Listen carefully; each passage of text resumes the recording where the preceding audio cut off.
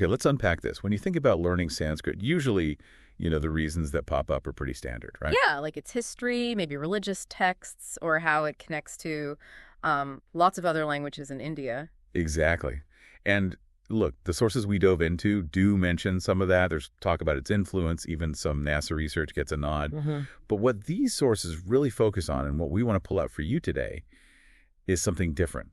It's the pure linguistic side of things. Right. And what's really interesting is how they kind of shift the focus. It's less about the history or the culture, important as those are, and more about the actual, nuts and bolts of the language. The internal workings. Yeah, the structure, the sounds, even the script itself.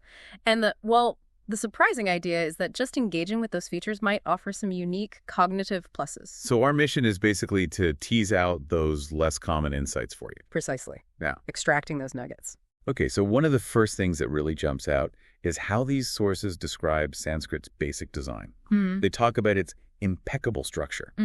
They really stress that it's deeply phonetic, so built right out of sounds, and has this incredibly well-defined grammar and etymology. Etymology, word origins, right? Exactly, which makes the whole system very logical, very rule-based. The sources even compare its literary potential to, heavy hitters like ancient Greek and Latin. So for someone learning, the takeaway is you're dealing with a system that's built on really clear, consistent principles. That's the idea. It's structured, it's logical. But they go further than that, suggesting this structure gives it a kind of universality. Universality, how so? Well, this is a really interesting point. Because of that precise structure, which is also flexible, mind you, the sources claim you can actually form infinite and new words just using the building blocks already within Sanskrit. Wow, okay. Not borrowing, but generating from within. Exactly. So it's not just some historical relic. The argument is that this makes it practically usable and relevant forever. It can keep describing new things, new concepts, without necessarily needing outside words. Infinite words. That's quite something. And that connects to actually speaking it, doesn't it? The precision needed. It does, yeah. Because it's so sound-based, getting the pronunciation just right is apparently crucial for the meaning. Okay. And the interesting potential benefit there, according to the sources, is that practicing these exact sounds might actually sharpen your ability to differentiate the nuances in vocal sounds, generally, in any language. So you're kind of training your ear, maybe your vocal muscles too? Potentially, yes. Making them more sensitive to those subtle sound differences. Okay, structure, sound. Now this next bit is really intriguing, the script. Devanagari. The sources say it's phonetic, less prone to errors, sure, but it's the potential brain stuff that catches the eye.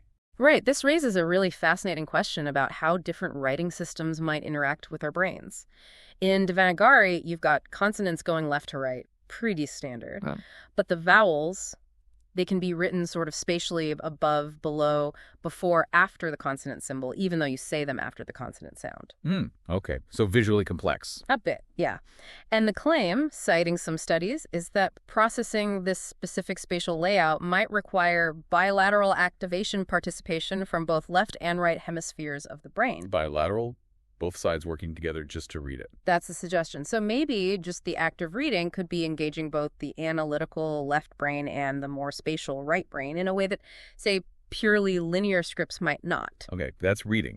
But the sources suggest something even deeper happens when you actually speak Sanskrit. This might be the most unique point they raise, because the language lets you join sounds and words together flexibly, and because it demands strict coherence. You mean like verbs agreeing with nouns, adjectives matching? Yes, that kind of grammatical agreement across the sentence.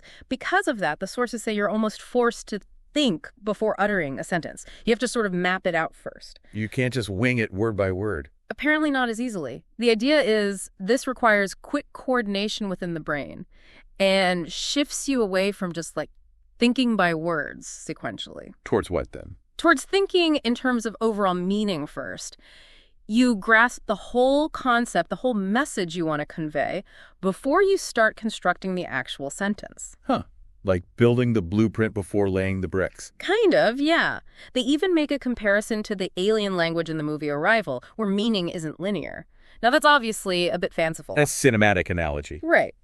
But the core idea is interesting. That Sanskrit structure might encourage thinking that prioritizes the whole meaning first, requiring rapid mental synthesis before you actually speak, maybe fostering a more holistic way of thinking. So for you, the listener, thinking about Sanskrit, These sources suggest it's not just about old texts or culture. It's presented as this linguistic system where the very design, The logical structure, the precise sounds. the potentially brain-engaging script, and this holistic approach to speaking. Yeah, all these could potentially act as a kind of cognitive workout, honing different mental skills. It really makes you think differently about how language architecture itself might shape not just what we say, but maybe even how we think. Absolutely. Which kind of leaves us with a final thought, doesn't it? Yeah. If one language's structure might influence how we process sound, how our brain hemispheres work together, or even how we formulate thoughts, what other amazing, maybe hidden cognitive benefits could be lying dormant in other ancient or structurally unique languages around the world, just waiting for us to notice?